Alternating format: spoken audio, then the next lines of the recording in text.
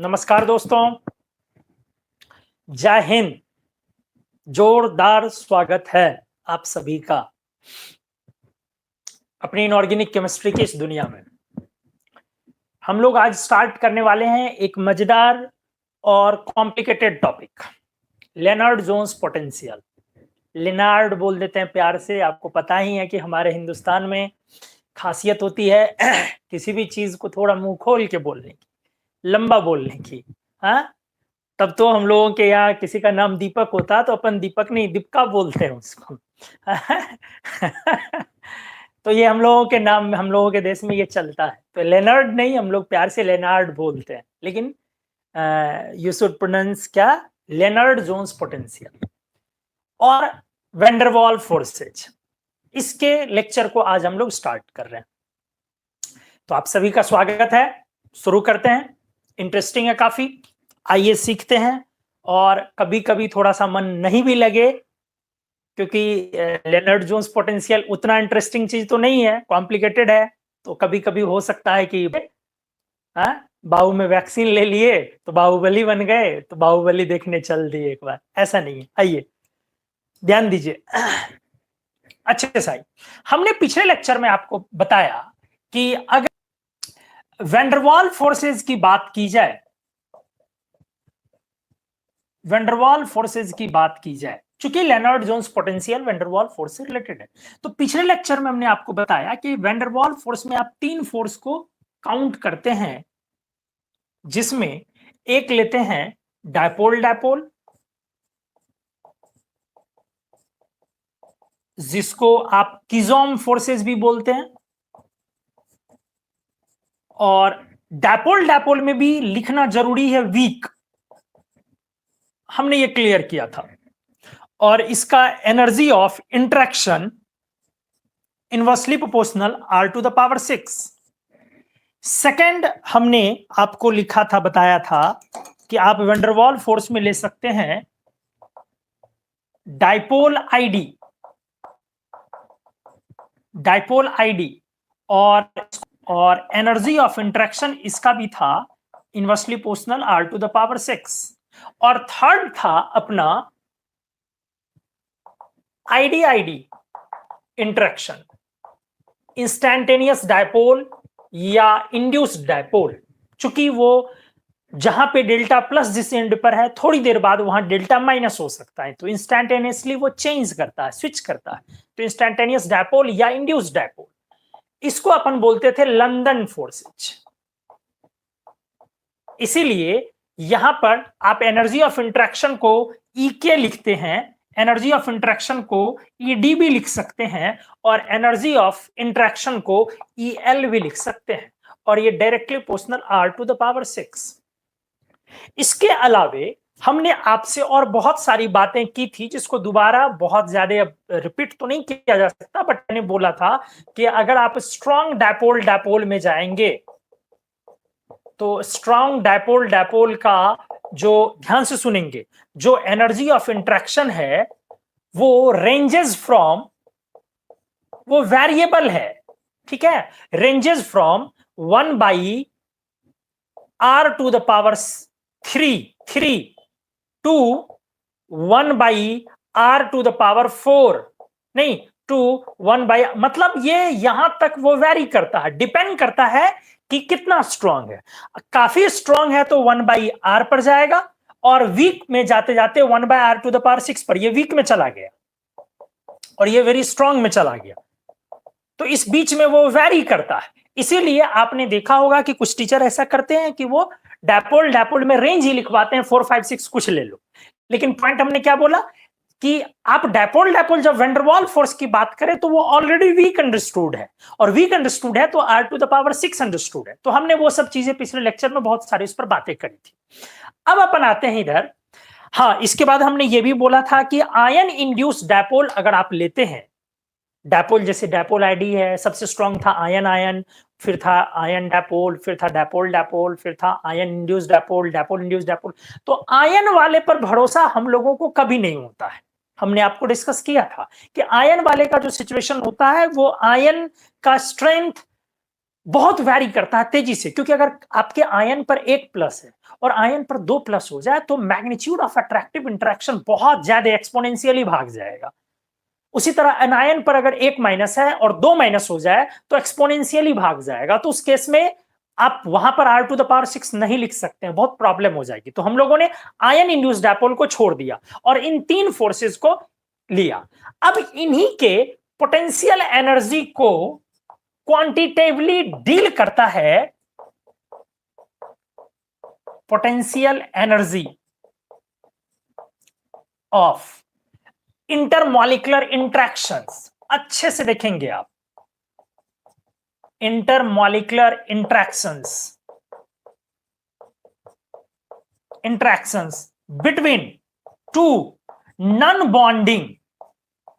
अच्छे से एक एक वर्ड पर ध्यान देंगे दोस्त, एटम्स और मॉलिक्यूल्स, एक एक वर्ड पर ध्यान देना है। Quantitatively dealt with Lennard Jones potential. क्या बोला हमने? जो वेंडरवाल फोर्स क्या होता है एक्चुअली, ये मॉलिक्यूलर फोर्सेस हैं, दो मॉलिक्यूल के बीच फोर्स लगते हैं, या कभी कभी एटम्स में भी लगता है, जैसे helium, neon, argon, krypton, xenon, ये तो मॉलिक्यूल नहीं, वो तो एटम है। तो उनके बीच का जो फोर्स है वो भी वेंडरवाल फोर्स है। तो वेंडरवाल फोर्स सिर्फ मॉलिक्यूलर फोर्स, ठीक है, अपन बोलने के लिए बोलते हैं, लेकिन हम समझ रहे हैं तो वो कभी कभी एटम के बीच भी लगता है, इन पर्टिकुलरली सिर्फ और सिर्फ इनर्ट नोबल गैस। बाकी एटम्स के बीच तो लग नहीं सकता है ना, बाकी एटम के बीच लग सकता है इनर्ट नोबल गैसेस के बीच? जी नहीं, बाकी सब तो मॉलिक्यूल बना लेंगे, तो नहीं लगेंगे एटम्स के बीच, या लेयर हो जाएंगे, जैसे ग्रेफाइट के लेयर, वहां मॉलिक्यूल नहीं बनाएंगे तो लेयर हो जाएंगे।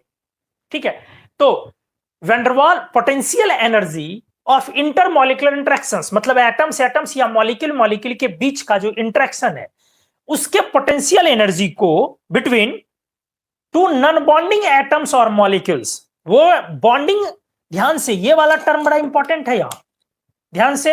एक तो potential energy of intermolecular interaction between two non bonding, ये ध्यान दीजिए, एटम्स और मॉलिक्यूल्स।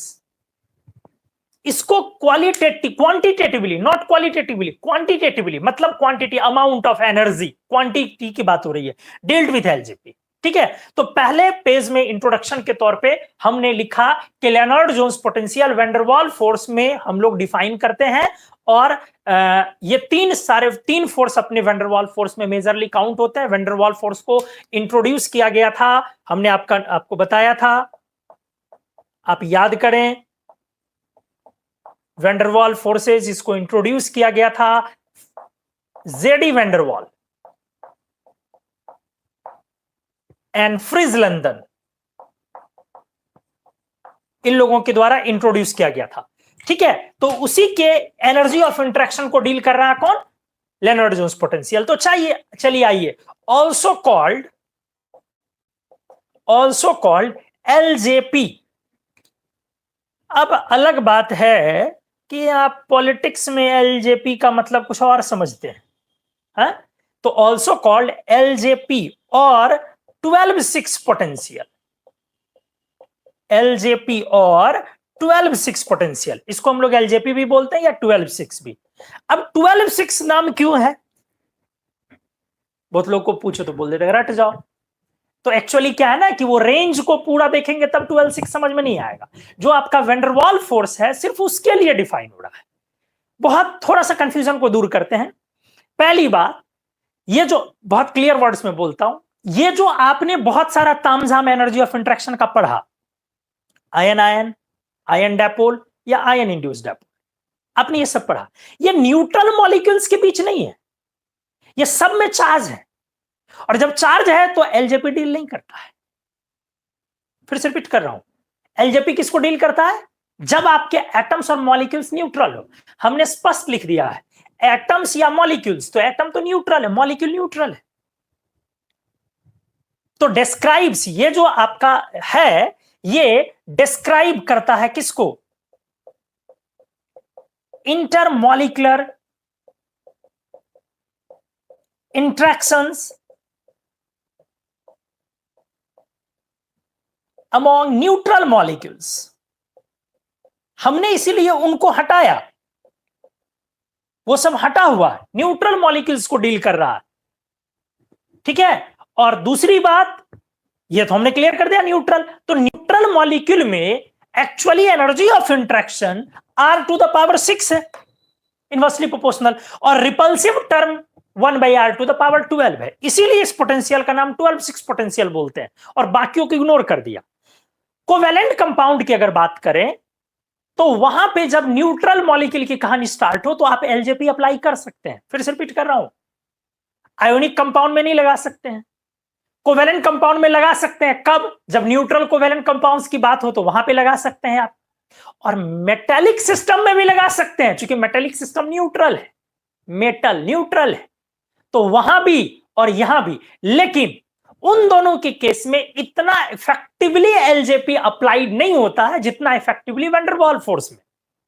कारण क्या है ना, ये जो एलजेपी है आपका, लेनार्ड जोन्स पोटेंशियल है, ये कह सकते हैं कि बाहर के एनवायरमेंट, सराउंडिंग एनवायरमेंट के इफेक्ट को इंक्लूड नहीं करता इसका इक्वेशन या इसकी चीजें, ठीक है। और मतलब रिएक्शन जो होना है ना उसको इंक्लूड जल्दी नहीं करता, बाहर वाला सराउंडिंग फैक्टर को इंक्लूड नहीं करता है, इसीलिए मेटेलिक सिस्टम में और कोवेलेंट कंपाउंड में ये उतना इफेक्टिव नहीं है। तो हम लोग लेनार्ड जोन्स पोटेंशियल को भले ही लिख देते हैं कहीं पर, लेकिन ये बना किसके लिए? 12/6 पोटेंशियल, ये वैन डर वाल्स फोर्सेस के लिए। ये हमने क्लियर कर दिया, आगे कभी कंफ्यूजन मत लगाइएगा, ठीक है। तो चलिए अगले पेज में हम लोग आते हैं। बाकी का अपना अपना एनर्जी का सिस्टम है, लेकिन यहां एलजेपी जो हम लोग है इसको 12/6 पोटेंशियल ही बोलेंगे, कुछ और नहीं। तो फर्स्ट पेज का स्क्रीनशॉट ली प्लीज।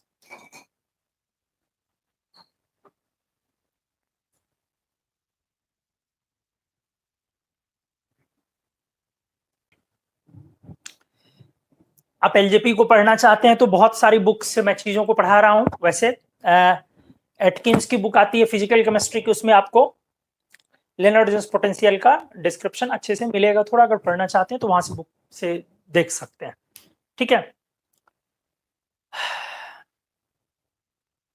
चलिए आइए,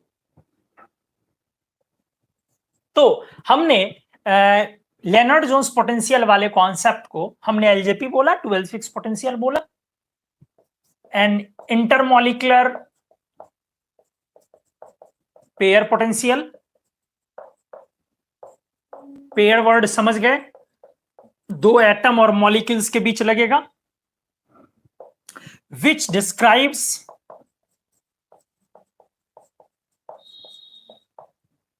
potential energy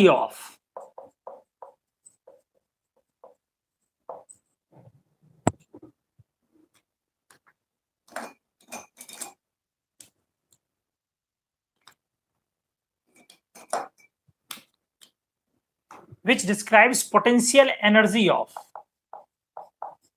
interaction between two non-bonding atoms or molecules based on their distance of separation, based on their distance of separation। क्या क्या मैंने बोला? मैंने बोला कि ये जो इंटरमॉलिक्यूलर पेयर पोटेंशियल है, ये डिस्क्राइब करता है पोटेंशियल एनर्जी को, पोटेंशियल एनर्जी ऑफ इंटरेक्शन को, दो नॉन बॉन्डिंग एटम्स और मॉलिक्यूल्स, जो पहले लिखा और लिखा बेस्ड ऑन, ये जो आपका ये वाला देखो, बेस्ड ऑन किस पर? तो डिस्टेंस ऑफ सेपरेशन, उनका जो डिस्टेंस ऑफ सेपरेशन है, मतलब जाहिर सी बात है एनर्जी ऑफ इंटरेक्शन वो फंक्शन है आर का, इसको आप वी भी लिख सकते हो, ऐसे भी लिख सकते हो, वी आर, पोटेंशियल को आप वी से लिखते हो तो आप इसको ऐसे भी लिख सकते हो, ठीक है। अब ये जो वैन डर वाल्स फोर्स है, इसमें दो चीजें लाई गई हैं इसके इक्वेशन में, एक अट्रैक्टिव और एक रिपल्सिव टर्म, ठीक है। तो चलो उस पॉइंट को लिखते हैं। It accounts for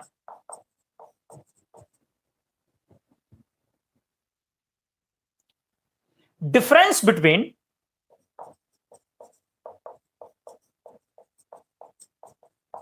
between attractive forces,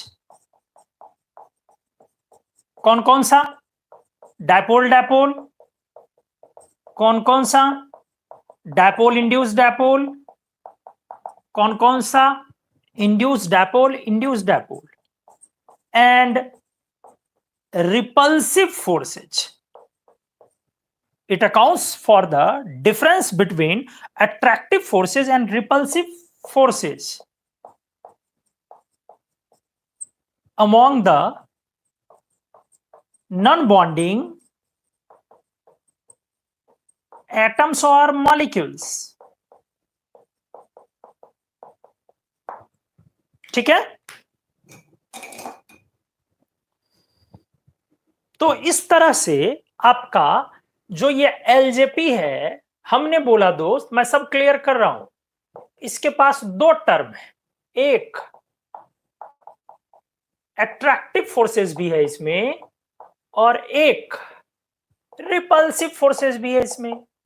आराम से देखिए, वैंडरवाल फोर्स हमने बोला कि दो आपके एटम या मॉलिक्यूल, दो एटम लो या मॉलिक्यूल लो, इन दोनों के बीच जो delta plus delta minus develop हुआ है, मेरे को नहीं पता कि ये delta plus delta minus dipole है या इंड्यूस डायपोल है, हमने तो आपको डिफाइन कर दिया है कि डायपोल और इंड्यूस डायपोल में क्या फर्क होता है, वो तो आज का लेक्चर का हिस्सा है नहीं, वो तो हमने पढ़ा दिया है। तो ये जो दोस्त है वैंडरवाल फोर्स, हमने बोला कि इसमें दो चीजें हैं, ठीक है, एक अट्रैक्टिव फोर्सेज और एक रिपल्सिव फोर्सेज, इसमें दोनों चीज अकाउंट है।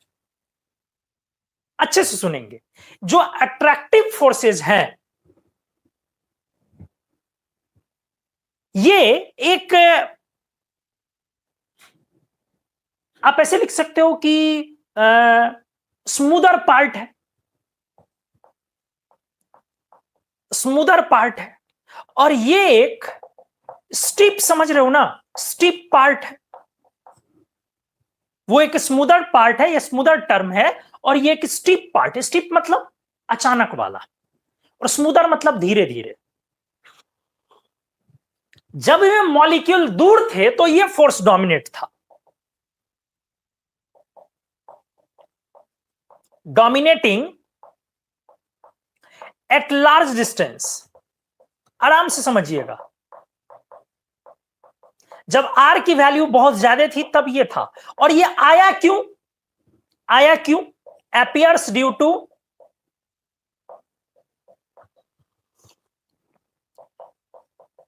nucleus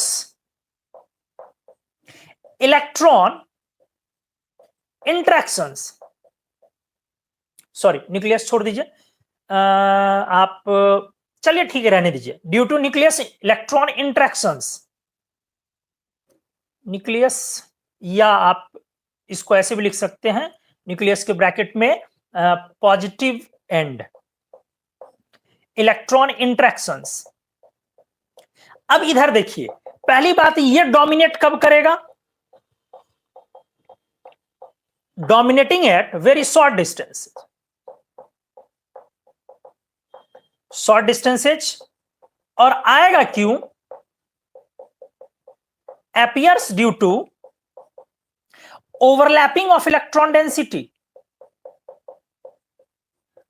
सर अभी तक जो आप लिख रहे हो ज्यादा चीजें क्लियर नहीं हुई, मैं क्लियर कर रहा हूं, एक्चुअली मेरा भी ये भी तो मकसद है ना कि आपका नोट्स भी तो बनना है, इसलिए मैं क्लियर कर दूंगा।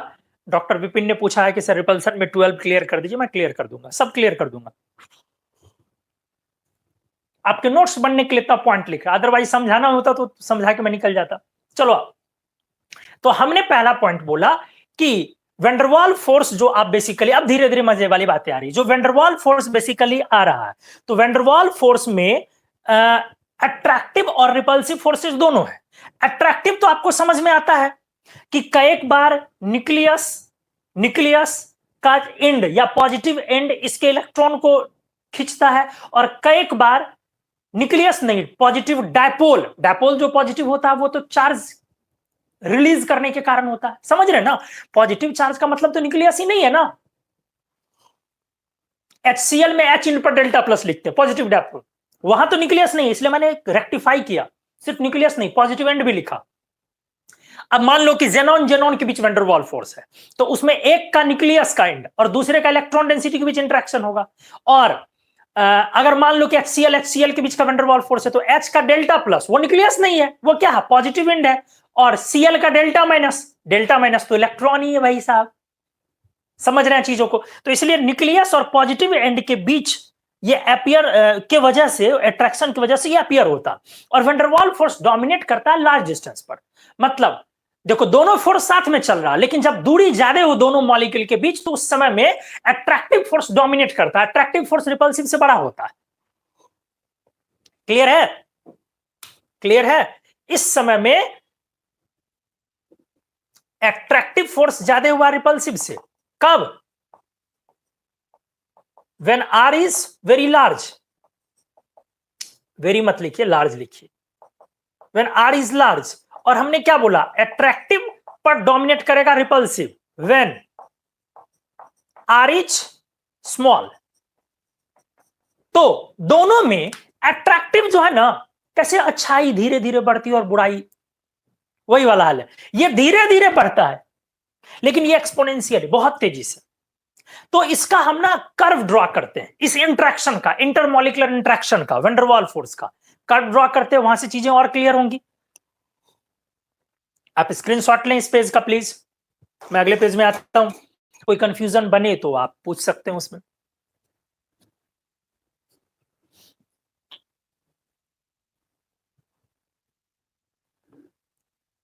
आइए अब डिस्कस करें इस पेज में, हम ध्यान से देखें।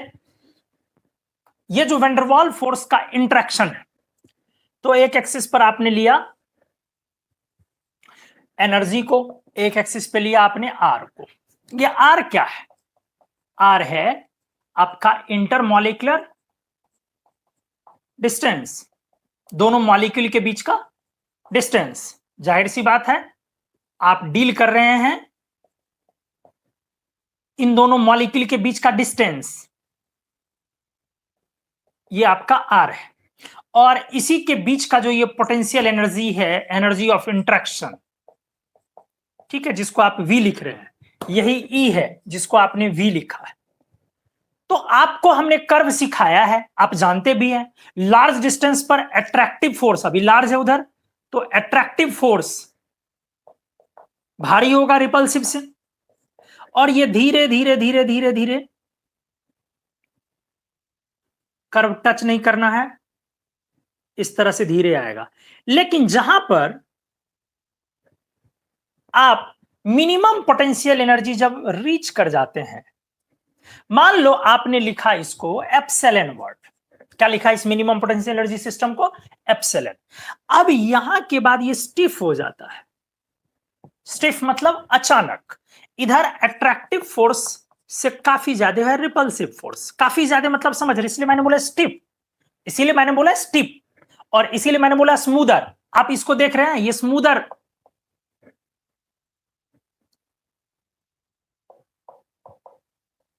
ये स्मूदर डिक्रीमेंट है, पोटेंशियल एनर्जी का घटना। और आप देखिए इसको, ये स्टिप इंक्रीमेंट है,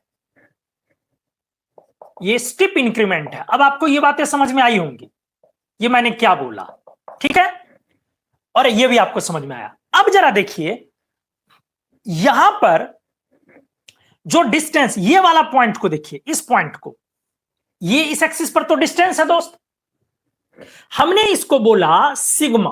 क्या बोल दिया? सिग्मा। ये वाला डिस्टेंस को देखिए, ये एक सिग्मा, चलो यहां पर मैं अलग से लिख दूंगा, यहां पे नहीं तो वो कचरा हो जाएगा आपका। अब हमने इस चीज को लिखा, इसको मैं सीधा कर लूं, ये एप्सिलॉन। तो अब देखिए ये पेयर पोटेंशियल और energy of interaction represented as, देखो कैसे इक्वेशन बनाया गया, represented as V is the function of R, 4 epsilon into sigma by R to the power 12 minus sigma by R to the power 6। ठीक से देखेंगे, potential energy is the function of r intermolecular distance and has been defined as 4 epsilon into sigma by r to the power 12 minus sigma by r to the power 6। अब देखिए, चूंकि ये energy का equation है, अब Van der Waals force में Van der Waals force में दो टर्म है, एक अट्रैक्टिव एक रिपल्सिव। सवाल इनमें से कौन अट्रैक्टिव है कौन रिपल्सिव है? आप लोग पढ़े लिखे हैं बड़े अच्छे तरीके से, आपको ये समझ में आ रहा होगा। ये जब पोटेंशियल एनर्जी नेगेटिव वाला हो, ये आपका रिप्रेजेंट करेगा किस चीज को? एफ अट्रैक्टिव को। और जो पॉजिटिव वाला टर्म होगा ये रिप्रेजेंट करेगा किसको? एफ रिपल्सिव टर्म को। ये क्लियर हो गया होगा कि कौन अट्रैक्टिव टर्म को रिप्रेजेंट कर रहा है, कौन रिपल्सिव को। ये भी क्लियर है। मैं एक बार सिग्मा और एप्सिलॉन के बारे में क्लियर लिख देता हूं, लेकिन यहां से एक चीज तो क्लियर है, ये वाला टर्म आपका एप्सिलॉन है, ये वाला जो पोटेंशियल एनर्जी जो घट के यहां पे आया, और सिग्मा ये वाला, कौन सी दूरी सिग्मा है दोस्त? ये वाली दूरी, ये वाली दूरी। कर्व का पॉइंट नहीं है ये, मैंने डिस्टेंस को दिखाया है। ये वाली दूरी सिग्मा है और ये वाला जो आपका है वो एप्सिलॉन है। क्लियर है? तो चलिए आइए, अब मैं आपको एक बार यहां पर क्लियरली लिखता हूं चीजों को कि इस इक्वेशन में एप्सिलॉन क्या है, सिग्मा क्या है, आर क्या है। सबसे पहला पॉइंट आर, तो आर तो समझ रहे हो, इंटरमॉलिक्यूलर डिस्टेंस है, दोनों मॉलिक्यूल्स के बीच जिसके बीच वैंडरवाल फोर्स लग रहा है वो डिस्टेंस है। अब सेकंड आ जाओ, सिग्मा। ध्यान से देखिएगा, सिग्मा इस एक्सिस पर है, वो भी डिस्टेंस है। यहां पोटेंशियल एनर्जी पॉजिटिव, इधर नेगेटिव। सिग्मा भी दोस्त क्या है? डिस्टेंस है, ये भी इंटरमॉलिक्यूलर डिस्टेंस ही है। लेकिन एक खास सिचुएशन पर जरा गौर से देखो, इंटरमॉलिक्यूलर डिस्टेंस ये भी है,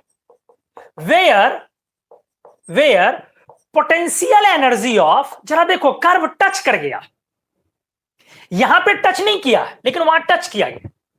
यहां पर हमेशा नीचे से कर्व होगा, ऊपर से नहीं, क्योंकि हायर डिस्टेंस पर अट्रैक्टिव फोर्स ज्यादा रिपल्सिव से, और जब अट्रैक्टिव फोर्स ज्यादा रिपल्सिव से तो जो पोटेंशियल एनर्जी का सम होगा वो नेगेटिव होगा। ठीक है? तो अब जरा देखो, वहां पे टच किया, कट करके गुजरा है उसको, तो intermolecular distance where potential energy of interaction between, बार बार लिख रहा हूं, नॉन बॉन्डिंग एंड मॉलिक्यूल्स। आप इस पर गौर कर रहे हैं, नॉन बॉन्डिंग एटम्स और मॉलिक्यूल्स मैं बार बार लिख रहा हूं। ये वाला चीज दोस्त अगर भूलेंगे तो आपका गड़बड़ है। ठीक है? ध्यान से सुनेंगे। तो intermolecular distance where potential energy of interaction between non bonding atoms और मॉलिक्यूल्स बिकम्स, अरे यार क्या हो रहा है इनको भाई, सारे पेन ट्राई कर चुका हूं, तो भाई अब काम दे दे प्लीज। चला, तो बिकम्स जीरो। क्या जीरो हो गया? क्या जीरो हो गया? पोटेंशियल एनर्जी क्या हो गया? जीरो। इन शॉर्ट सिग्मा क्या हुआ? जहां पर पोटेंशियल एनर्जी जीरो हो गया। पोटेंशियल एनर्जी जीरो होने का मतलब आप समझ रहे हैं, काउंटर बैलेंस होना। क्लियर है? पोटेंशियल एनर्जी का मतलब आप जीरो होने का मतलब समझ रहे हैं चीजों को। तो चलो आ जाओ, तो उसको हमने सिग्मा बोला। It is the measure of, किस चीज का मेजर है? ध्यान से सुनेंगे, चूंकि डिस्टेंस है, ये मेजरमेंट है क्लोजेस्ट अप्रोच का। ठीक से देखें, क्योंकि इसके बाद ध्यान से सुने, यहां पर आकर के ये सिग्मा, ध्यान से सुने, ये भी एक टाइप का सिग्मा है, ये भी एक टाइप का सिग्मा है, टाइप है सिग्मा का। ये जो आपका आर है, आप इस आर को आर ना लिख करके r in function of sigma भी लिख सकते हैं, क्योंकि सिग्मा क्या है? मतलब क्लोजनेस, मॉलिक्यूल के बीच का क्लोजनेस, डिस्टेंस ही है वो, लेकिन क्लोजनेस। किस क्लोजनेस पर क्या पोटेंशियल एनर्जी है? किस क्लोजनेस पर क्या पोटेंशियल एनर्जी है? समझ में आया? देख लीजिए फिर से,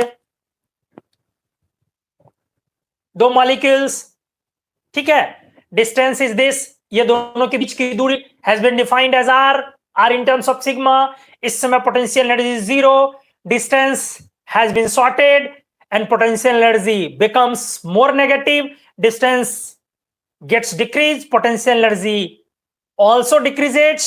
Here the potential energy becomes minimum or maximum in negative, and after that strictly potential energy starts increases exponentially.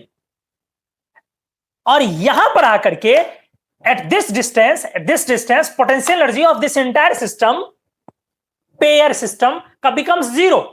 तो आप ये बात को समझें, मैं क्या बोल रहा हूं? मैंने बोला कि ये मेजर किस चीज का है, तो ये भी डिस्टेंस है, एंड मेजर ऑफ क्लोजेस्ट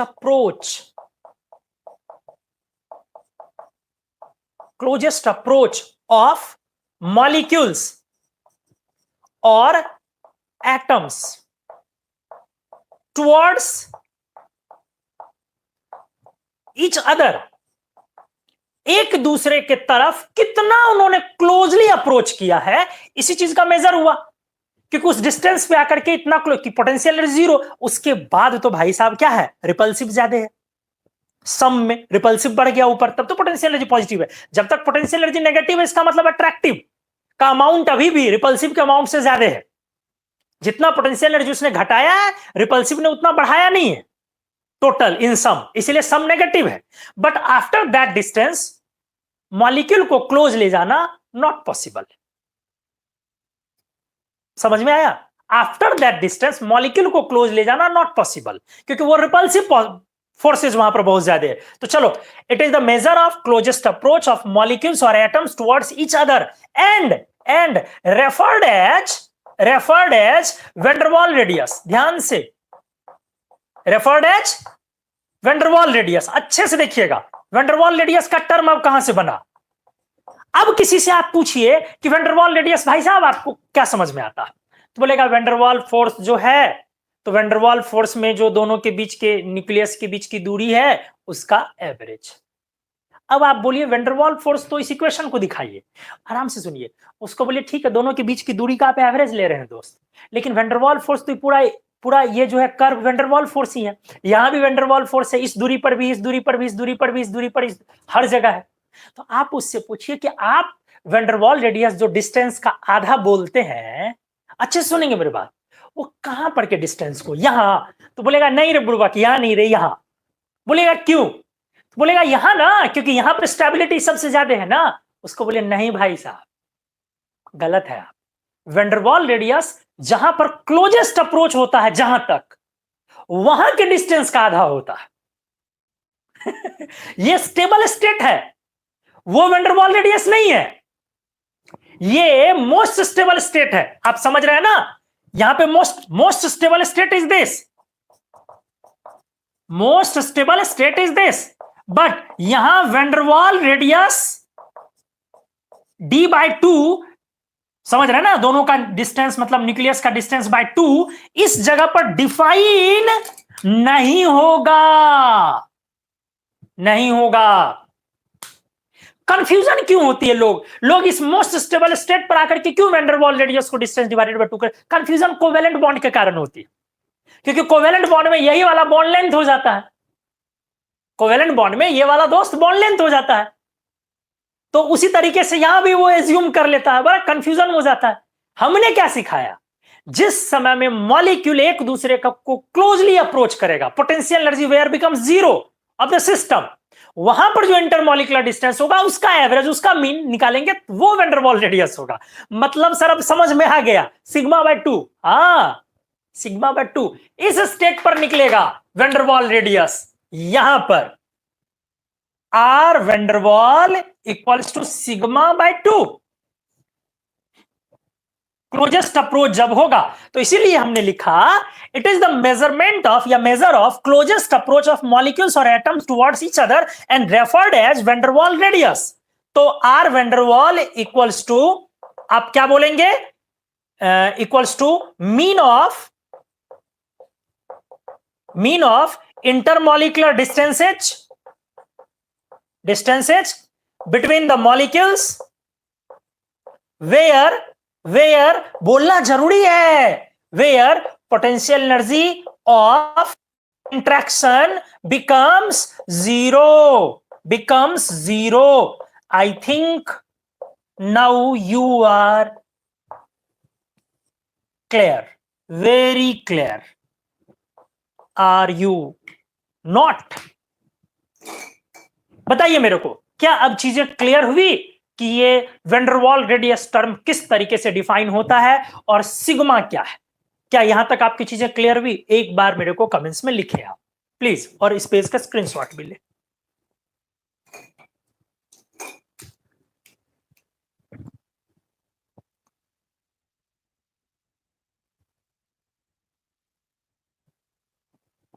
तो हमने आपको बताया कि सिग्मा क्या है। अब एप्सिलॉन की भी बात हो जाए जरा। एप्सिलॉन क्या है? हमारा ये कर्व था जो गलती से मिट गया, ये स्मूदर पार्ट, ये स्टीप पार्ट, ठीक है, और ये अपना एप्सिलॉन था, ये सिग्मा था। आ जाइए, अब मैं बात करता हूं एप्सिलॉन की, ध्यान से। Epsilon, this is well depth. क्या बोलते हैं इसको? Well depth.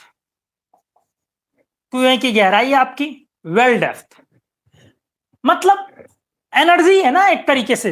ये क्या है? एनर्जी है। एंड द मेजरमेंट ऑफ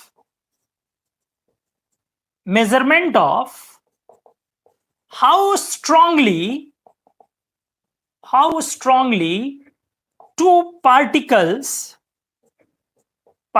मतलब यहां पर क्या मतलब है? बार बार बोल रहा हूं, नॉन बॉन्डिंग, न्यूट्रल, एटम्स और मॉलिक्यूल्स, ठीक है। How strongly two particles interact या अट्रैक्ट ईच अदर। क्योंकि जितना स्ट्रांगली एक दूसरे को इंटरैक्ट करेगा, अट्रैक्ट करेगा, उतना वो सिग्मा वेल डेप्थ जो है आपका घटेगा। मतलब फोर्स ऑफ अट्रैक्शन जितना ज्यादा होगा उतना सिग्मा आपका घटेगा। तो सिग्मा की बातें हमने आपको समझा दी कि सिग्मा क्या है। अब आइए देखिए अच्छे से। अब पॉइंट है कि सिग्मा जो है वो पोटेंशियल का मिनिमम है। देखिए ध्यान से देखोगे, अच्छे से देखोगे, जैसे हमने बोला, देखो बड़ी अच्छी बात मैं बोल रहा हूं। जैसे मैंने बोला कि ये भी सिग्मा ही है, ये भी सिग्मा ही है, ये भी सिग्मा ही है, ये भी सिग्मा ही है, ये भी सिग्मा ही है, ये भी सिग्मा ही है, यही बोला मैंने। सब सिग्मा है, बट सब sigma 1, sigma 2, sigma 3, sigma 4, sigma infinite है, ऐसे है। तो उसी तरीके से दोस्त, ये भी एप्सिलॉन ही है, ये भी एप्सिलॉन ही है, ये भी एप्सिलॉन ही है, ये भी एप्सिलॉन ही है, ये भी एप्सिलॉन ही है, सब एप्सिलॉन है। लेकिन एप्सिलॉन 1, एप्सिलॉन 2, एप्सिलॉन 3, एप्सिलॉन 4, और ये एप्सिलॉन मिनिमम है। सर क्या बोल रहे हैं आप जी? अब समझिए, एप्सिलॉन मतलब सिर्फ यही वाला एप्सिलॉन नहीं, एप्सिलॉन सारे हैं, ये सारे एप्सिलॉन है, क्योंकि सब एनर्जी है। लेकिन ये जो एप्सिलॉन है मिनिमम, क्योंकि आप कर्व में फॉर्मूला जो आपने लिखा, आपने जो दोस्त फॉर्मूला लिखा potential energy in function of r, 4 epsilon into sigma by r to the power 12 minus sigma by r to the power 6। तो दोस्त इसमें आपका जो एप्सिलॉन है वो तो वेल डेप्थ है। वेल डेप्थ मतलब गहराई, तो गहराई तो सारी है ना। ये दिमाग में ना ले कि सिर्फ यही एप्सिलॉन है और सिर्फ यही सिग्मा है, सारे सिग्मा है। लेकिन जो sigma van der Waal radius के लिए डिफाइन हम लोग कर रहे हैं, वहां पर वो पोटेंशियल एनर्जी 0 होगा तब, ठीक है। तो सारे एप्सिलॉन है और ये एप्सिलॉन मिनिमम हुआ, जिसको हमने एप्सिलॉन से फाइनली दिखाया। सवाल है इस मिनिमम एप्सिलॉन का वैल्यू कितना होगा? ध्यान से, एप्सिलॉन मिनिमम की वैल्यू कितनी होगी? जरा सोचे, एप्सिलॉन मिनिमम जिसको आपने एप्सिलॉन लिखा, एनर्जी मिनिमम लिख लो, एनर्जी मिनिमम जिसको आपने एप्सिलॉन लिखा माइनस एप्सिलॉन हो गया, ये इसकी वैल्यू यही होगी। क्लियर है? अब मेरे को यह बताइए, at which distance, at which r. Clear है? मैंने बोला कि मिनिमम एनर्जी वो माइनस एप्सिलॉन हुआ, माइनस क्यों लगाया? नीचे। अब मैं बोल रहा हूं कि ये किस डिस्टेंस पर है, जरा ये सोचे। उस आर को हम आर मिनिमम बोलेंगे, आर मिनिमम, आर मिनिमम की वैल्यू ध्यान से आप निकाल सकते हैं इसको सॉल्व करके, but 2 to the power 1/6 into sigma होगी। इस फैक्ट को आप याद ही रखिए, मैं इसको कैलकुलेट करता हूं, देखिए ध्यान से। टू रिमेंबर, मैंने क्या बोला? आर मिनिमम, आर मिनिमम किसको आपने बोला? जहां पर एनर्जी मिनिमम हो जाए। कितनी? तो मिनिमम एनर्जी वही हो सकती है वेल डेप्थ मैक्सिमम जो हुआ है, माइनस एप्सिलॉन। अच्छे से सुने, यही ना हो सकती है आपकी मिनिमम एनर्जी। तो इसकी वैल्यू किस दूरी पर होगी? 2 to the power 1/6 into sigma. मतलब ये वाला जो दूरी है जहां पर आपका मिनिमम होगा, ये आर आर मिनिमम है, बराबर 2 to the power 1/6 into sigma. Clear है? क्लियर हुआ? इस दूरी को आपने क्या बोला? आर मिनिमम, जहां पर वेल डेप्थ मैक्सिमम, और वेल डेप्थ मतलब पोटेंशियल एनर्जी की वैल्यू माइनस एप्सिलॉन, और वहां पर आर की वैल्यू क्या चली जाएगी? 2 to the power 1/6 into sigma. Sir कैसे ये कैलकुलेट किया 2 to the power 1/6 into sigma? भाई रख ले, इसमें चला जा, ध्यान से देख ले।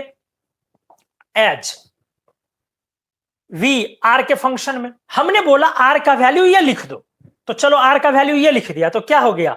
4 एप्सिलॉन इंटू सिग्मा का वैल्यू 2 टू द पावर, ध्यान से सुनो, सॉरी आर की वैल्यू सिग्मा बाई आर की value sigma to the power कितना आ गया? 12 बाई आर की वैल्यू हमने क्या ली? 2 to the power 1/6 into sigma का value 12 by to the power 12 minus sigma to the power 6 by are की वैल्यू क्या ली हमने?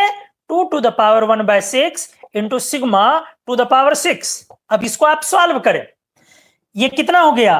2 टू द पावर 6 आया दोस्त, 1/6 को 12 से मल्टीप्लाई करोगे तो सॉरी 2 स्क्वायर आया, 4 epsilon into sigma to the power 12 by क्या आया? 2 square into sigma to the power 12 cancel, minus sigma to the power 6 by 2 to the power 1/6 into और into sigma to the power 6 cancel.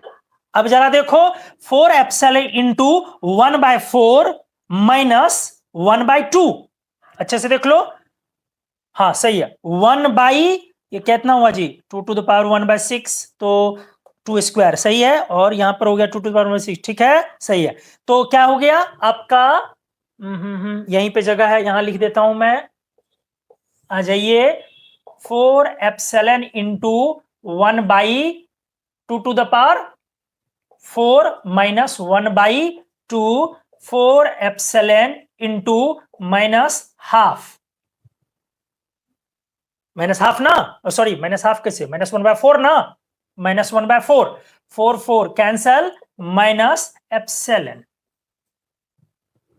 Clear हो गई होंगी चीजें, कुछ तो था नहीं इसमें, बट हमने करके दिखा दिया, चलो ठीक है। क्या बोलते हैं कि वो मन को संतुष्टि होनी चाहिए।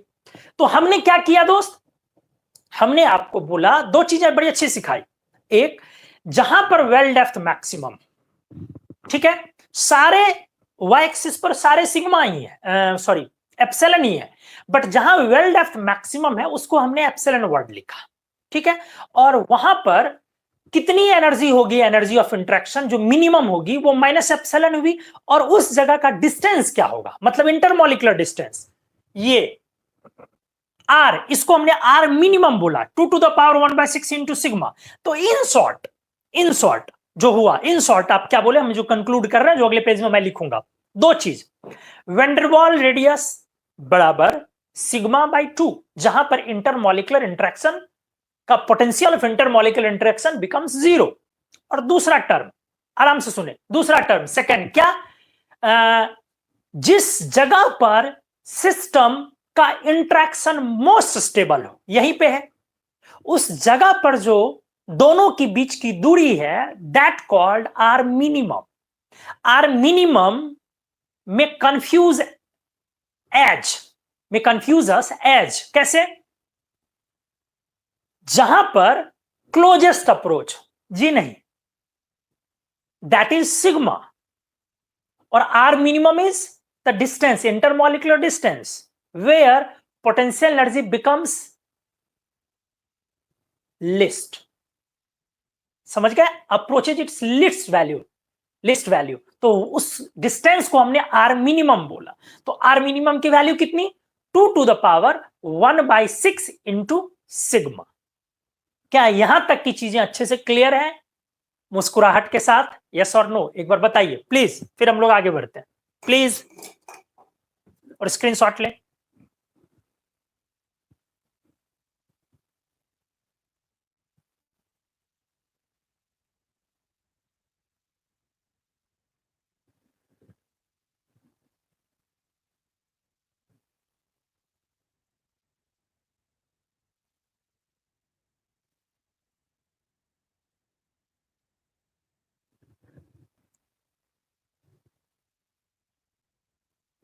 जी,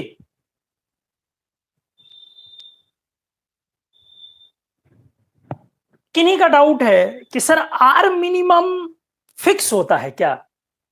फिक्स उस इक्वेशन में आर मिनिमम उस जगह को हम लोग बोलेंगे जहां एप्सिलॉन मिनिमम होगा, मतलब माइनस एप्सिलॉन होगा, तो जाहिर सी बात है कि वो तो फिक्स हो गया। और सिग्मा उस इक्वेशन में उसको बोल रहे हैं जहां पोटेंशियल एनर्जी जीरो हो गई, तो वो भी फिक्स हो गई। तो दोनों चीजें फिक्स हो गई, क्लियर हो गया? ये भी फिक्स हो गया, वो भी फिक्स हुआ। बट इस एक्सिस पर जितना भी आर है वो सारा तो इन फॉर्म ऑफ सिग्मा है, और इस एक्सिस पर जितना भी वेल डेप्थ है सारा तो इन फॉर्म ऑफ एप्सिलॉन है। लेकिन एप्सिलॉन वर्ड हमने जो इस्तेमाल किया है इक्वेशन में, वो वेल डेप्थ जहां पर वो आपका है, वो वाली चीजें हमने डिस्कस की है, ठीक है? और वहां पर आर मिनिमम फिक्स है। बाकी अच्छा, क्वेश्चन लेता हूं, क्वेश्चन करवाता हूं, सब क्लियर हो जाएगा, ठीक है? चलो आ जाओ। पहले एक चीज, एलजेपी या 12/6 पोटेंशियल आपने इसको बोला। अब 12/6 वर्ड का मतलब आप समझ रहे हैं, ठीक है?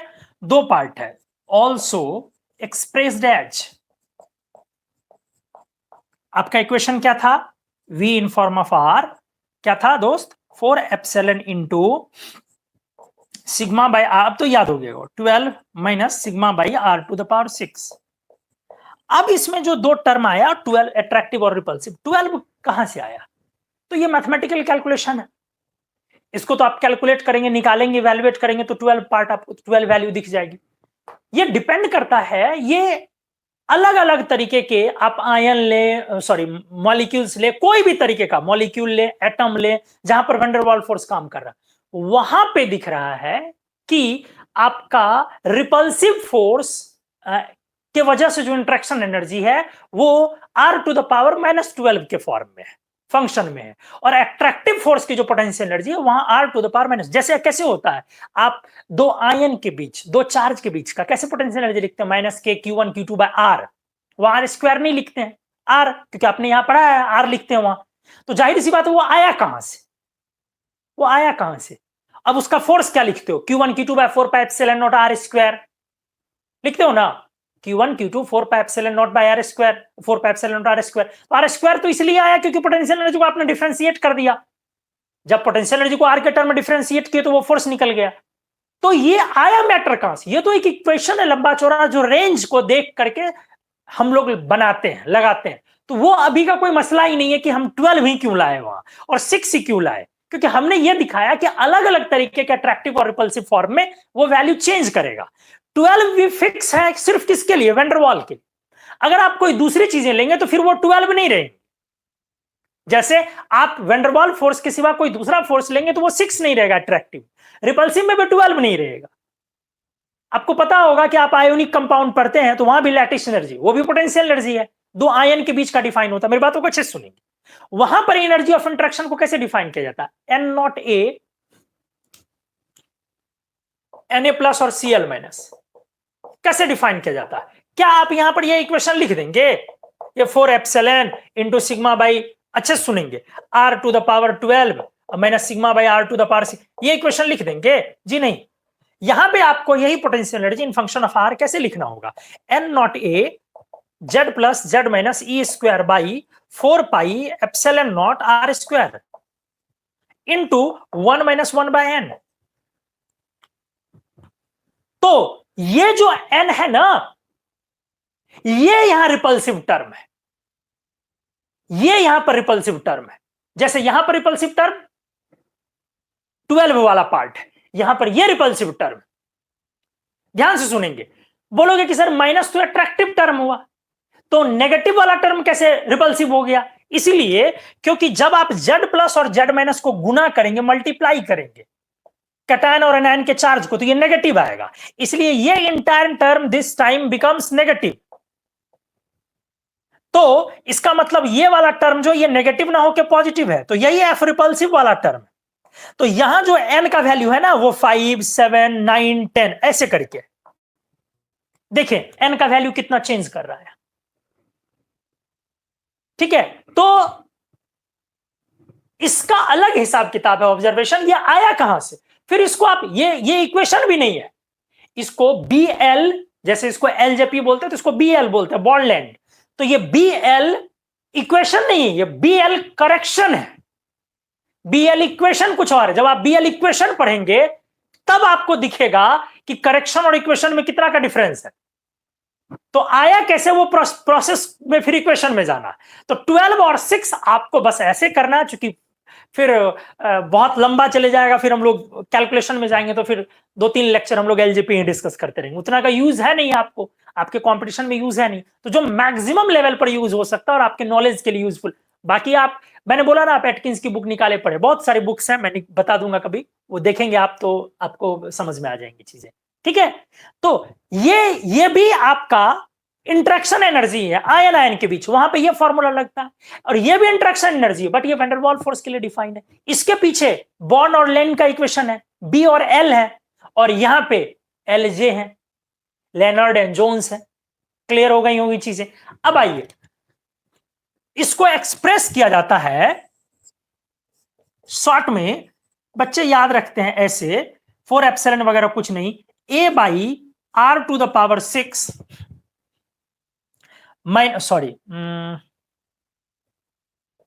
ठीक है, a by r to the power 6 minus b by r to the power 12।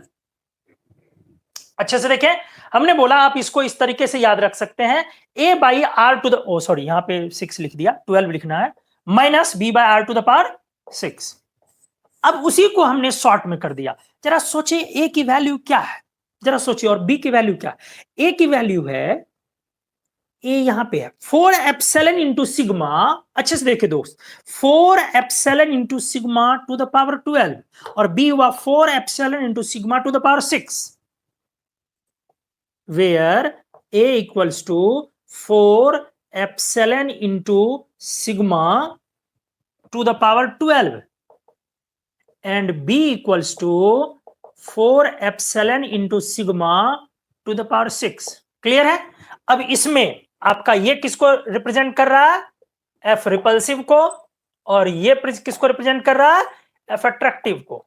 लेकिन मैं बार बार बोल रहा हूं कि केमिस्ट्री में जो फोर्स है वो फोर्स बोलने के लिए है, उसका मतलब इंट्रैक्शन एनर्जी से होता है। क्लियर है? चलिए अब मैं इसको मिटा रहा हूं, इसका तो कोई यूज है नहीं अभी फिलहाल। जब आयोनिक बॉन्ड डिस्कस करूंगा तो उस समय में ये फिर मैं लाऊंगा, वहां पे आपको सिखाऊंगा इन चीजों को। चलिए आइए, जैसे मैं एक क्वेश्चन लेता हूं, वहां से चीजें और क्लियर होंगी। पहला question van der Waals radius पे लेता हूं।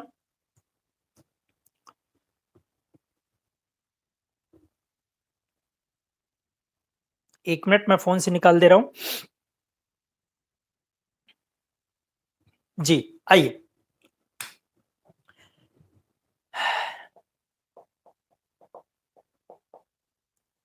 the epsilon and sigma values for xenon are found to be 1.77 kilojoule per mole and 4.10 angstrom. Determine the van der Waals radius of xenon atom. देखिए ध्यान से, मैंने क्या बोला दोस्त, अच्छे से चीजों को देखें। मैंने बोला कि ज़ेनॉन एटम के बारे में बातें चल रही, हमने आपको दिखाया था कि ज़ेनॉन न्यूट्रल एटम्स हैं और न्यूक्लियस इसके इलेक्ट्रॉन क्लाउड को खींचता है। जब जब पास आते हैं ये, तो एक इंड्यूस करता है, तो एक स्यूडो डायपोल तैयार होता है, इंस्टैन्टेनियस डायपोल, जिसको आप इलेक्ट्रॉन क्लाउड का मूवमेंट इसमें इधर के डायरेक्शन में है, इसने इस डायरेक्शन में। डायपोल मोमेंट को कैसे दिखाते हो? ऐसे नहीं दिखाते हो, ऐसे म्यू वेक्टर को। तो आप यहाँ डायपोल मोमेंट तो डिफाइन नहीं कर सकते हैं, बट हमने ऐसे इसको दिखाया है कि वो चार्ज का मूवमेंट है, और इसमें आपका इधर की तरफ, सॉरी, ठीक है, डेल्टा प्लस, और ये आपका वैन डर वाल फोर्स। हमने आपको बोला कि अब इसी का एप्सिलॉन, एप्सिलॉन मतलब क्लियर है, एप्सिलॉन और सिग्मा वैल्यू ज़ेनॉन के लिए ये है 1.77। जाहिर सी बात है नेगेटिव में लेना पड़ेगा, किलोजूल पर मोल। और सिग्मा वैल्यू कितनी? 4.10, ये वाली वैल्यू 4.1 एंगस्ट्रॉम। तो वैन डर वाल रेडियस पूछ रहा हूं ध्यान से, वैन डर वाल रेडियस के लिए क्या इसकी जरूरत है वेल डेप्थ की जो वैल्यू दी हुई है एप्सिलॉन की? बिल्कुल नहीं। वैन डर वाल रेडियस क्या है? हमने क्लियर बोला है, वो वाला डिस्टेंस जहां पर intermolecular potential becomes zero, negative नहीं है, मिनिमम नहीं, बिकम्स जीरो, उस डिस्टेंस का मीन है। तो वो तो सिग्मा है, तो स्पष्ट लिख दिया है, सिग्मा की वैल्यू दी हुई है, इसका मतलब सीधा मीन कर देना है। तो क्या इसका हो जाएगा सॉल्यूशन में? आर वैन डर वाल इक्वल्स टू सिग्मा बाई 2, तो 4.10 एंगस्ट्रॉम डिवाइडेड बाय 2, 2.05 एंगस्ट्रॉम। यही ज़ेनॉन का वैन डर वाल रेडियस हो गया, प्रैक्टिकल वैल्यू के आसपास है ये, ठीक है। आप देख लीजिए प्रैक्टिकल वैल्यू, देखो कैसे कैसे इनऑर्गेनिक को करते हैं। नियॉन की 1.6 एंगस्ट्रॉम, आर्गन की 1.8 एंगस्ट्रॉम, क्रिप्टॉन की करीब करीब 2.0, हालांकि लेस देन होता है, 2.0 एंगस्ट्रॉम करीब करीब, और ज़ेनॉन की 2.05 एंगस्ट्रॉम। क्योंकि यहां भी डी इलेक्ट्रॉन और डी इलेक्ट्रॉन आ जाता है, तो फिर कॉन्ट्रैक्शन होता है। अभी तक डी नहीं था, यहां तक डी नहीं था ना, तो यहां पोरिंग ऑफ सील्डिंग स्टार्ट हो जाता, तो कॉन्ट्रैक्शन के कारण, तो 2.05 एंगस्ट्रॉम। तो ये आपकी वैल्यू से मैच भी कर रहा है, चीजें दिख भी रही है आपको, क्लियर है। सिग्मा और एप्सिलॉन की वैल्यू ज़ेनॉन की दी हुई है, आपको वैन डर वाल रेडियस निकालना था। वैन डर वाल रेडियस उस जगह पर जहां पर कि इंटरमॉलिक्यूलर पोटेंशियल जीरो होता है, उसका मीन तो सिग्मा का आधा। क्लियर है, उम्मीद है ये क्वेश्चन आपको अच्छे से समझ में आया होगा। यहां तक की चीजें अच्छे से क्लियर हैं या नहीं बताएं मेरे को प्लीज, और स्क्रीनशॉट ले, लेकिन बताएं जरूर।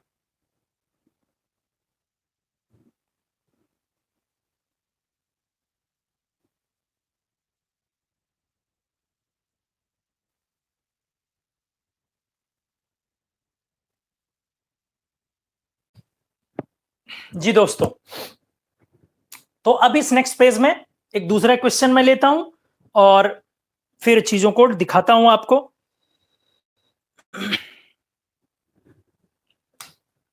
सीखने के लिए एकदम अच्छे से तैयार रहें। कैलकुलेट द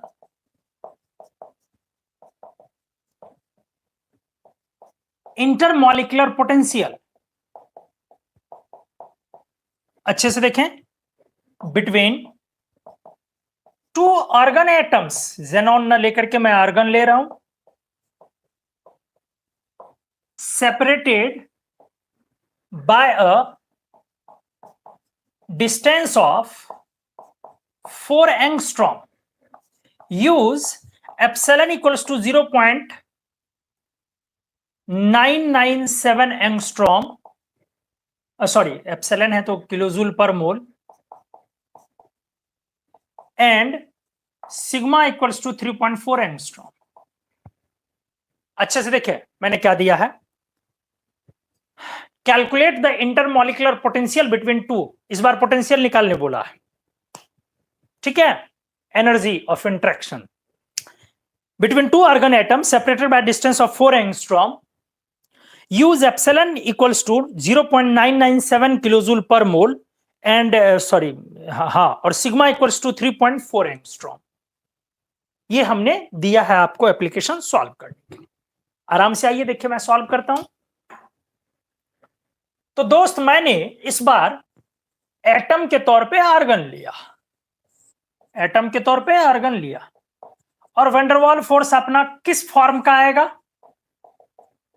ध्यान से देख लें किस फॉर्म का आएगा, तो आईडी आईडी टाइप का आएगा। ठीक है, जेनॉन में भी वही आ रहा था। अब मैं कह रहा हूं कि intermolecular potential V R equals to 4 epsilon into sigma by R to the power 12 minus sigma by R to the power 6। अब डिस्टेंस 4 एंगस्ट्रॉम पर है तो R की वैल्यू 4 एंगस्ट्रॉम रखनी है। ठीक है, और एप्सिलॉन दे दिया है, वेल डेप्थ जो मिनिमम हो सकता है वो ये हो सकता है, और सिग्मा वैल्यू, ठीक है, ये वाली वैल्यू सिग्मा है ना 3.4 एंगस्ट्रॉम, और वेल डेप्थ 0.99।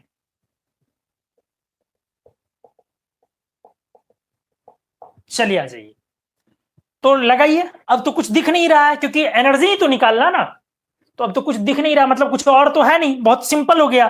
तो 4 इंटू एप्सिलॉन 0. आराम से 997 किलो जूल पर mole into sigma sigma sigma sigma sigma sigma 3.4 unit को ध्यान से देखना, बाई नीचे वाला जो होगा वो आपका आर है, तो किस डिस्टेंस पर सेपरेटेड है, 4 एंगस्ट्रॉम पर। मतलब आपको 3.4 पे नहीं पूछ रहा, वो पूछ रहा है 4 पे, मतलब यहां पूछ रहा है, यहां, समझ रहे ना, वो इस जगह पर पूछ रहा है आपका एनर्जी क्या होगा।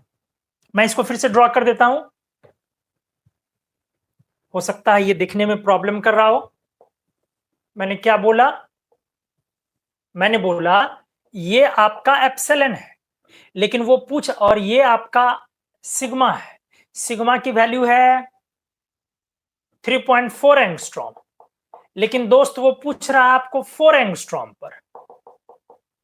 तो यहां पे जो पूछ रहा है, मैं रेड पेन से इसको दिखाता हूं, ये रेड पेन से मैं दिखाता हूं इसको, ये 4 एंगस्ट्रॉम है, तो यहां पे जो वेल डेप्थ है वो ये है, तो आपको ये वाली एनर्जी पूछी जा रही है कितनी, ये वाली दी हुई है मिनिमम वाली, और ये वाली दूरी दी हुई है, आपको इस पर 4 एंगस्ट्रॉम पर वो एनर्जी पूछी जा रही है कि इंटरेक्शन एनर्जी क्या है।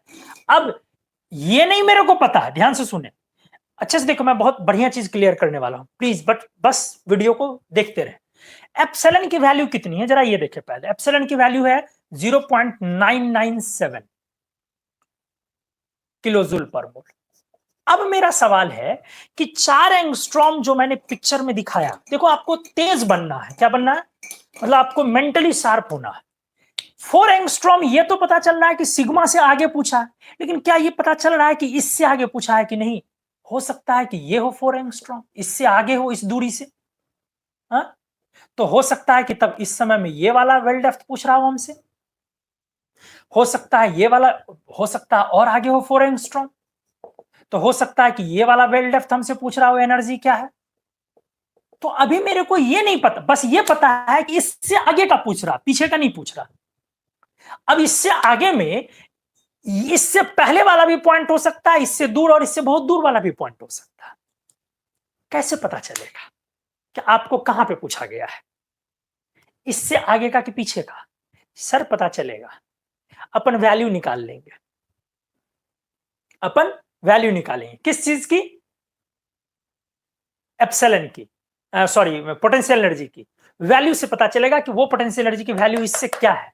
ध्यान से सुने अच्छे से है, और फिर मैं कंफ्यूजन लाके फिर कंफ्यूजन दूर भी करूंगा। तो आर की वैल्यू चलो कितनी है, आर की वैल्यू 4 एंगस्ट्रॉम ना, हाँ 4 to the power 12 minus sigma by, sigma कितना है फिर 3.4 एंगस्ट्रॉम बाई आर की वैल्यू कितनी 4 एंगस्ट्रॉम टू द पावर 6।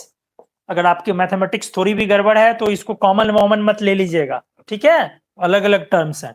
तो चलो आज मैं डील करता हूं, थोड़े से कैलकुलेटर की यहां पे जरूरत है दोस्तों, माफ करेंगे, आइंस्टाइन नहीं हूं मैं कि इतना तेजी से मैं हाथ चला दूं। 0.997 ये आ गया आपका 3.988 इंटू, अब आ जाओ 3.4 to the power 12 by 4 angstrom है, तो पहले 3.4 एंगस्ट्रॉम कैंसिल हो गया, 3.4 बाई 4 कर लेता हूं, 3.4 बाई 4, 3.4 बाई 4, ये आ गया 0.85 टू द पावर 12 माइनस ये भी वही वैल्यू है 85 टू द पावर 6। ठीक है, तो चलो 3.988 इंटू 0.85, अब 0.85 को मेरे को 85 टू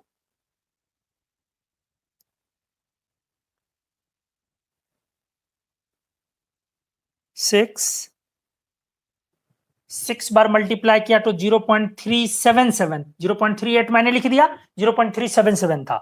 अब इसको 12 टाइम्स मल्टीप्लाई करना है, 7 8 9 10 11 12, 0.14।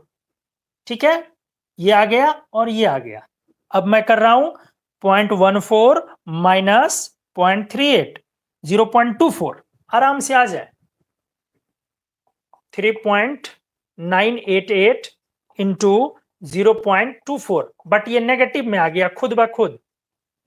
अब मल्टीप्लाई करूंगा इसको मैं 3.988 से, ये आ गया माइनस 1.375 किलो जूल। अब इस एनर्जी की वैल्यू को देखें, गौर करें, और आप इस वाली वैल्यू को देखें, माइनस 1.375 किलो जूल पर मोल मैंने दिखा।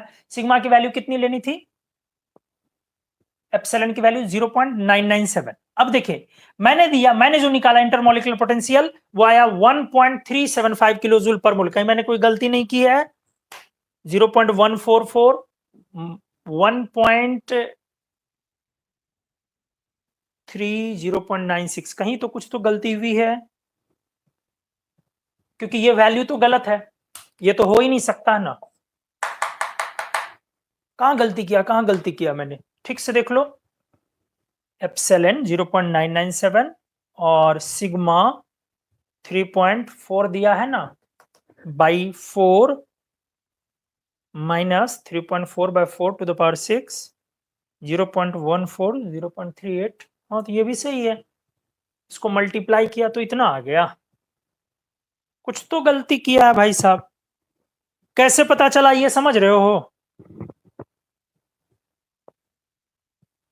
हाँ, ये मल्टीप्लाई गलत कर दिया वैल्यू कुछ और गलतियां होंगी तो दिख जाएगा।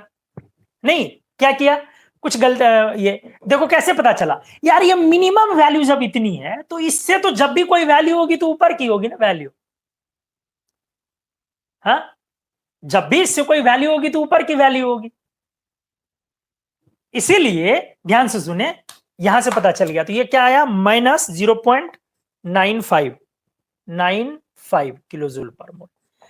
अब मैंने ये तो निकाल लिया और 997। अब पॉइंट ये है कि सर ये वैल्यू कहां की है, ये डिस्कस हम लोग करते हैं जरा। तो दोस्त अब फिर मैं कंफ्यूजन ला रहा हूं, ये जब 0.997 है किलो जूल, तो यहां भी हो सकता है 0.95 और यहां भी हो सकता है 0.95 फिर क्लियर नहीं हुआ? हा? अरे उससे कम दोनों तरफ हो सकता है, फिर क्लियर नहीं हुआ। अब कैसे पता करें, अब अपने पास एक उपाय है, ये आर मिनिमम की वैल्यू निकाल लो। तो r minimum 2 to the power 1/6 into sigma. अब सिग्मा कितनी है, 3.4, तो 2 टू द पावर 1/6 इंटू, आराम से सुनो, 3.4 एंगस्ट्रॉम। ये वैल्यू मान लो आपकी x एंगस्ट्रॉम निकलती, इसको तो सॉल्व करना पड़ेगा। ठीक है, ये वैल्यू मान लो आपकी x एंगस्ट्रॉम निकली, तो अब आपको देखना होगा दो बात, क्या x बड़ा है 4 एंगस्ट्रॉम से या एक्स छोटा है 4 एंगस्ट्रॉम से? 4 एंगस्ट्रॉम पे है ना, 4 एंगस्ट्रॉम पे, क्योंकि हमने बोला या तो ये 4 एंगस्ट्रॉम है या फिर ये 4 एंगस्ट्रॉम है। तो कौन है? अगर ये एक्स आर मिनिमम 4 एंगस्ट्रॉम इस एक्स से छोटा है तो ये वाला है, और अगर ये, देखो अच्छे से सीखो, और अगर ये 4 एंगस्ट्रॉम इस आर मिनिमम वैल्यू से बड़ा है तो ये वाली है। अब कैसे पता चले कि क्या है, कैसे पता चले वो भी क्लियर हो जाए बिना वैल्यू निकाले। तो 2 टू द पावर 1/6 जब आप करेंगे दोस्त, जब 2 टू द पावर 1/6 करेंगे तो ये वैल्यू छोटी आएगी, काफी छोटी आएगी। कैसे? 2 टू द पावर 1/2 आप करते हैं तो 1.414 आता है। तो आप सोचे कि किस चीज को मल्टीप्लाई करें 6 बार की वो 2 हो जाए, 100 में 6 है, किस चीज को मल्टीप्लाई करें 6 बार की वो 2 आ जाए, तो वो वैल्यू बहुत छोटी होगी। और बहुत छोटी वैल्यू को आप जब पॉजिटिव ही आएगी, जब आप 3.4 से मल्टीप्लाई करेंगे तो वो 3.4 से काफी छोटी आएगी, आएगी ना। मतलब 4 एंगस्ट्रॉम बड़ा हो गया ये वैल्यू, और क्लियर पता चला। मतलब अब क्लियर हुआ ये वाला है, ये वाला नहीं है। देखो कितने अच्छे से मैंने निकाला, क्योंकि इससे मल्टीप्लाई करोगे तो ये 4 से छोटा आएगा वैल्यू। जब वैल्यू 4 से छोटा आया, ये कौन सा आर मिनिमम की वैल्यू जब 4 से छोटा आया तो 4 एंगस्ट्रॉम पे आपसे पूछ रहा है, इसका मतलब यहां पे आपसे पूछा जा रहा है ये वाला नहीं ये वाला। कितने लोगों का ये अच्छे से क्लियर हुआ ये चीज कि कैसे पता चला सर कि वो डिस्टेंस उसके उधर है किधर? ये चीज कैसे मैंने इवैल्यूएट किया? कितने लोगों का ये क्लियर हुआ? प्लीज एक बार दिल खोल के बताइए, और अगर आपको अच्छा लग रहा तो ये भी बताइए हाँ सर बढ़िया जा रहा है, समझ रहे हैं अच्छे तरीके से। Please, I am waiting.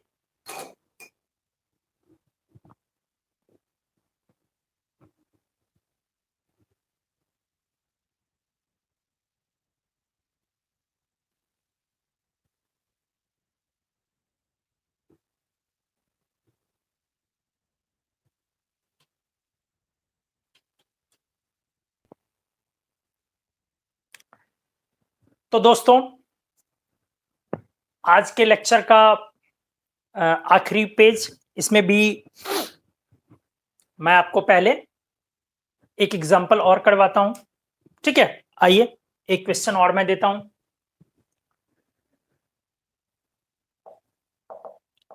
Two molecules separated by a distance of 3 angstrom are found to have sigma value of 4 angstrom, ठीक है? By decreasing the separation distance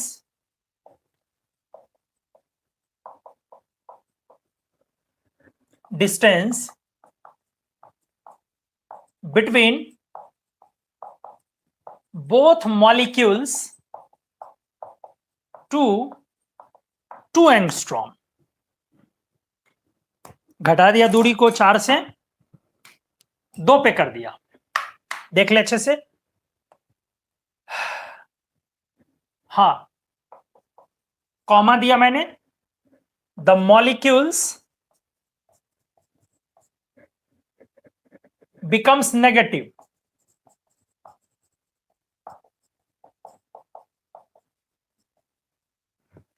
do these molecules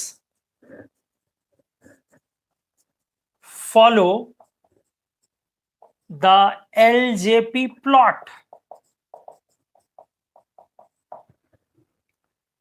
question देख ले अच्छे से। Two molecules separated by a distance of 3 angstrom are found to have sigma value of 4 angstrom. By decreasing the separation distance between both molecules to 2 angstrom, the molecules नहीं, the potential energy छूट गया, the potential energy of molecules becomes negative। more negative लिखना, more negative. Do these molecules follow the LJP plot?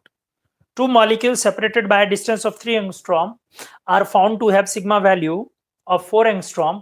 By decreasing the separation distance between both molecules to 2 angstrom, the potential energy of molecules becomes more negative. Do these molecules follow the Lennard-Jones potential? ठीक है, अच्छे से देख ले. मैंने लिखा कि क्या पॉसिबल है कि नहीं, यही चीज सिंपली पूछा कि दो मॉलिक्यूल सेपरेटेड है 3 एंगस्ट्रॉम के डिस्टेंस से, उनकी सिग्मा है 4. अब उनकी डिस्टेंस को, सेपरेशन को मैं घटा के 2 एंगस्ट्रॉम पे ले जा रहा हूं, तो क्या, और पोटेंशियल एनर्जी नेगेटिव हो रहा है, तो क्या ये मॉलिक्यूल एलजे प्लॉट को फॉलो करेगा? पर अच्छा क्वेश्चन है, देखो कॉन्सेप्चुअल. अब आप सोचो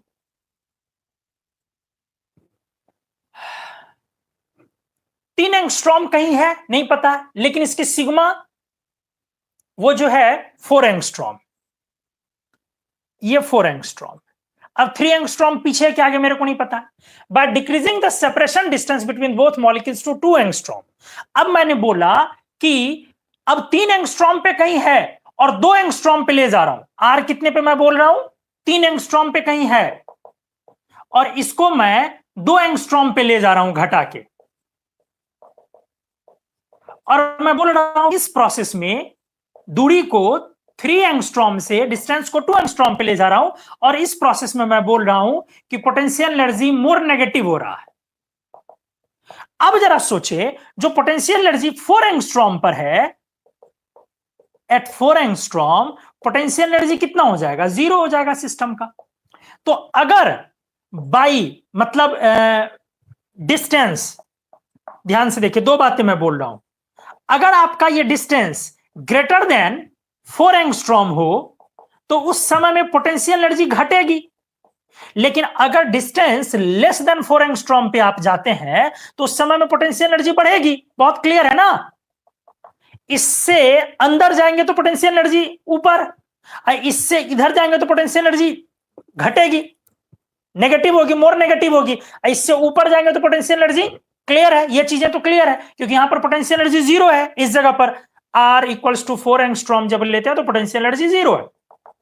अब आपने बोला, क्वेश्चन में दिया कि बाय डिक्रीजिंग द, इसको देखिए, by decreasing the separation distance between both molecules to 2 angstrom.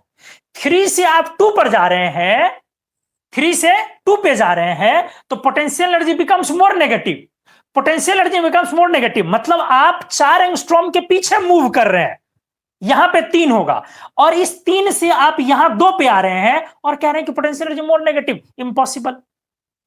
इससे potential energy more negative, impossible, नहीं है, संभव. तो क्या यह फॉलो करेगा? Answer no.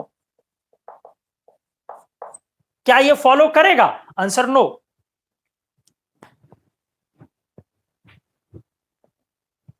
क्लियर हुई होंगी चीजें. आप R4 के जब पीछे जाएंगे तो पोटेंशियल एनर्जी बढ़ेगी, जितनी पीछे जाएंगे उतनी बढ़ेगी. और यह भी बात कि आखिर पोटेंशियल एनर्जी उसके पीछे क्यों बढ़ती है? रिपल्सिव फोर्स में क्या होता है? तो हमने क्या बोला कि वहां पर ओवरलैपिंग होती है. एक्चुअली जब आप एक्सेस क्लोजनेस लाते हैं, एक्सेसिव क्लोजनेस ऑफ मॉलिक्यूल्स या एटम्स जब होता है, रिपल्सिव वाली मैं बातें कर रहा हूं, तो यहां पर पोटेंशियल एनर्जी बढ़ती है बहुत तेजी से. क्यों?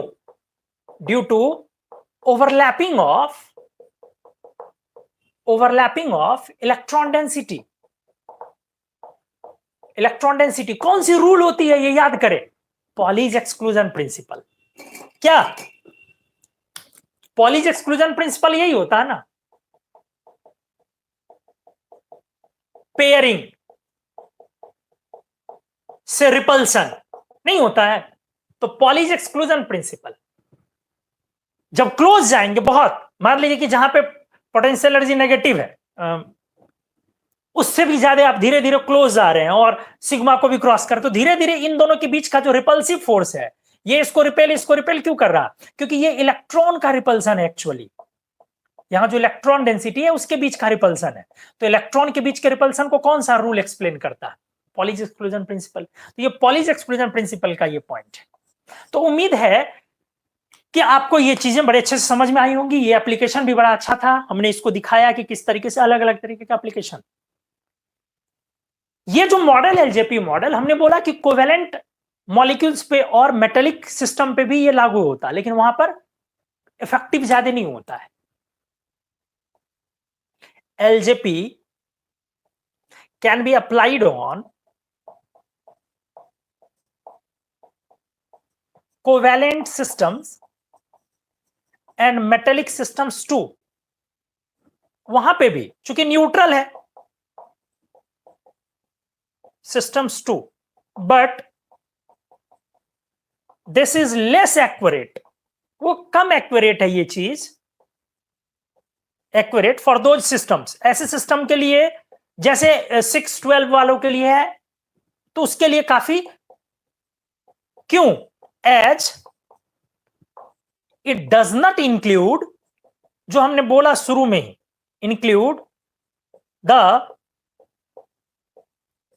Environmental dependence of bonding.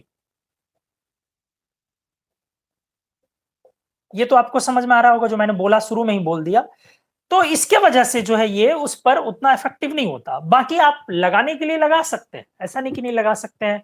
आपका मॉलिक्यूल का बॉन्ड ऑर्डर जितना कम होते चले जाएगा, उतना वेल डेप्थ बढ़ते बढ़ते जाएगा, जितना बॉन्ड ऑर्डर उतना वेल डेप्थ आपका बढ़ते चले जाएगा।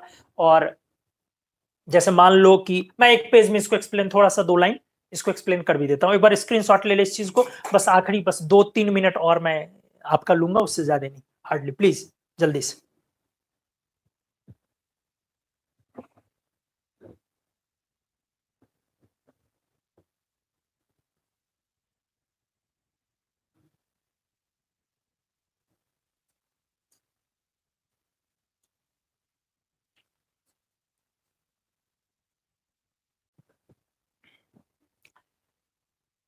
जी आइए, मैं कोवेलेंट सिस्टम में थोड़ा सा, कोवेलेंट मॉलिक्यूलर सिस्टम्स मैं थोड़ा सा ऐसे ही बस हल्का सा दिखा देता हूं, ठीक है। अब मैं इस बॉन्ड की बात करता हूं। इस बॉन्ड के एनर्जी ऑफ इंटरेक्शन पर मैं क्या लगाने जा रहा हूं, एलजेपी, लेकिन यहां पे ये उतना इफेक्टिव नहीं है। तो ध्यान से देखिए, मान लीजिए कि एक मॉलिक्यूल है कोई, उसका जो बॉन्ड स्टेबिलिटी है उसका कंपैरिजन मैं दूसरे मॉलिक्यूल से कर रहा हूं,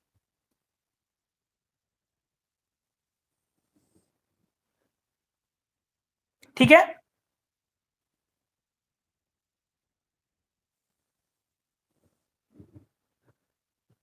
ठीक से देखिए, अब ये 2 सिस्टम हमने बनाया, एक में 2 कलर के पेन का इस्तेमाल मैं करूंगा। देखो यहां पर जितना ज्यादा एफ अट्रैक्टिव होगा, एफ अट्रैक्टिव होगा। अब इंटर एटॉमिक बीच में जो बॉन्डिंग है, कोवेलेंट बॉन्ड, एफ अट्रैक्टिव, ये जो कोवेलेंट बॉन्ड है, अब इसकी बात कर रहा हूं, ये जितना ज्यादा होगा पोटेंशियल एनर्जी उतनी कम होगी। एक्चुअली बॉन्ड ऑर्डर उतना बढ़ जाएगा, नहीं, बॉन्ड लेंथ उतनी कम हो जाएगी, और पोटेंशियल एनर्जी घटना मतलब वेल डेप्थ बढ़ जाएगा, गहराई कुएं की ये बढ़ जाएगा। और स्टेबिलिटी क्या होगी, क्योंकि आपका एनर्जी ऑफ इंटरेक्शन बढ़ रहा है, तो स्टेबिलिटी क्या होगी, बढ़ जाएगी। बहुत क्लियर है। जैसे मान लो मैं एग्जांपल में लेता हूं एक सीओ, सीओ आपने पढ़ा है, जिसका बॉन्ड ऑर्डर 3.0 है, और एक सीएन माइनस नहीं, सीएन ले रहा हूं। क्या नहीं ले रहा हूं, सीएन माइनस नहीं, क्योंकि सीएन माइनस लोगे तो इसका भी बॉन्ड ऑर्डर 3.0 होता है, तो मेरे को क्लियर करना है ना, कंफ्यूजन को दूर करना है, इसलिए मैं सीएन ले रहा हूं, जिसका बॉन्ड ऑर्डर कितना होगा, 2.5 होगा। तो इन दोनों को मैं दिखाता हूं, जरा देखें, एक को रेड से और एक को ग्रीन से दिखा देता हूं। ये हमारा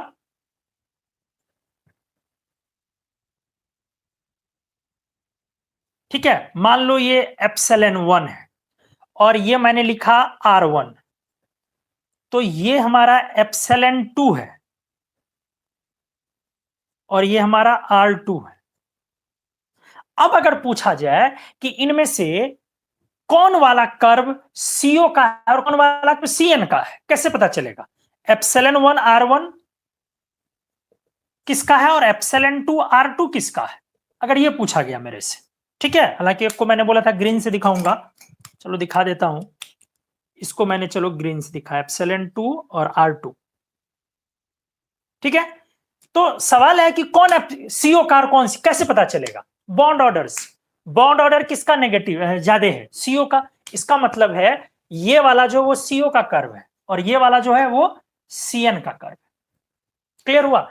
आप और भी दूसरा एग्जांपल ले सकते हैं, लड़ाद वर्सेस CO। ध्यान से सुनो इन दोनों को, अगर आपने CO प्लस रखा तो CO प्लस का बॉन्ड ऑर्डर 3.5 होता है। अगर आपने CO प्लस लिया तो CO प्लस को आप इस कर्व में कहां पे रखेंगे? तो ये और नीचे जाएगा, क्योंकि बॉन्ड ऑर्डर इसका 3.5 समथिंग इक्विवेलेंट होता है, बराबर नहीं, तो वो और नीचे जाएंगे। लेकिन कोवेलेंट मॉलिक्यूल्स में, सिस्टम में इस तरीके से हम लोग डिस्कस ना करें, बेटर है। हम लोगों के सिलेबस में भी नहीं, आपके कंपटीशन में भी नहीं आएगा, क्योंकि प्रचलन में है कि टीचर ने चलो कोवेलेंट बॉन्ड में भी वो यही खींचते हैं, ड्रॉ करते हैं, तो थोड़ा सा मैंने उस पर बता दिया, ज्यादा कुछ उस पर करना नहीं। तो आज के लेक्चर में बेसिकली हम लोगों ने लेनार्ड जोन्स पोटेंशियल और लेनार्ड जोन्स के कर्व को बहुत डिटेल में, डेप्थ में, अच्छे अच्छे एग्जांपल्स और एप्लीकेशंस के साथ देखा। करीब करीब ये काफी ज्यादा लंबा लेक्चर, मतलब एक अच्छे लेंथ का ये लेक्चर रहा। उम्मीद है आप लोगों ने अच्छे तरीके से सीखा होगा। तो यहां से एलजेपी को कंप्लीट करता हूं और अगला टॉपिक फिर molecular force, van-der-Waals force, hydrogen bond, ये सबको मिला करके नेक्स्ट टॉपिक में स्टार्ट करता हूं, first topic classification of chemical bonding. और एलजेपी का लेक्चर आज का आपका कैसा रहा बताएं, और इसी के साथ मैं आप लोगों से विदा लेता हूं। बहुत सारा प्यार, बहुत सारी शुभकामनाएं। Thank you so much.